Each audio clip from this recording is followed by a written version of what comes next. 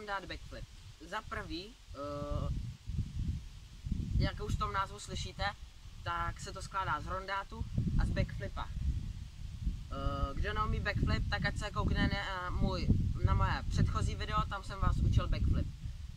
Rondát je to podobný něco jako hvězdě, akorát tam nedopadáte jako při hvězdě na jednu nohu a potom na druhou, ale nejdřív. Prostě z toho odrazu tak dopadáte hnedka na obě dvě nohy, jo? Jak takový rondát vypadá, předvedu.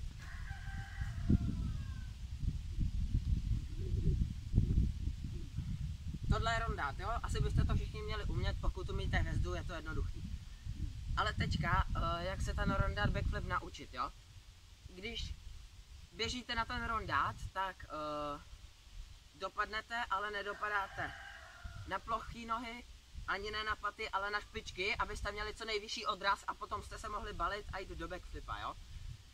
A teďka vám ještě ukážu, jak se to tak naučit, jo? Prostě buď to za prvý, jo? Běžíte, rozebíháte se, vyskakujete do vzduchu, otočíte se zádama tam, kam letíte, nebo kam chcete letět a z toho odrazu, jakmile se rozeběhnete, otáčíte, dopadáte, hnedka vyskakujete a jdete backflip, jo? Předvedu.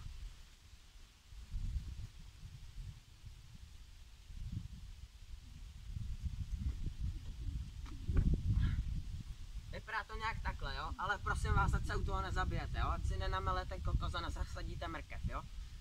A nebo je potom ještě taková druhá varianta a to je, že se rozebíháte, jdete rondát, zastavíte se, v klidu pokrčíte kolena, jdete do výskoku a skáčete backflip, jo? Předvedu.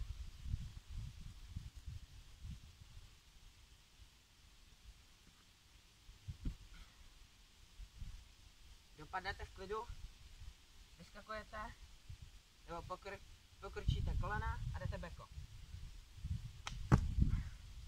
Asi nějak tak, jo. Já sice nemám z místa moc dobrou výšku, ale aspoň dopadnu na nohy, jo. Nebo na všechny 4.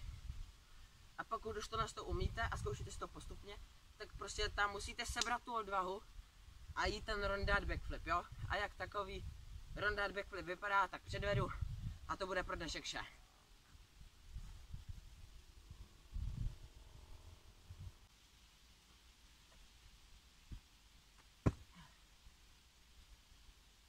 No, takže takhle nějak to vypadá.